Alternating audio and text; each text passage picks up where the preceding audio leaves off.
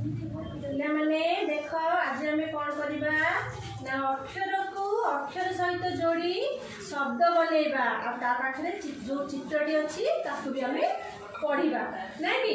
ଦେଖ ପ୍ରଥମେ କ'ଣ ଲେଖା ଅଛି ଏଠି କ'ଣ ଲେଖା ଅଛି ତାପରେ କ'ଣ କରିବା ନା ଏ ମାଟାକୁ ଆମେ 6 ପାଖକୁ ନେବା। ଦେଖିବ କେମିତି ଯିବ ଦେଖ ସମସ୍ତେ ଆମେ କାଣ୍ଡ देख केमती जाउची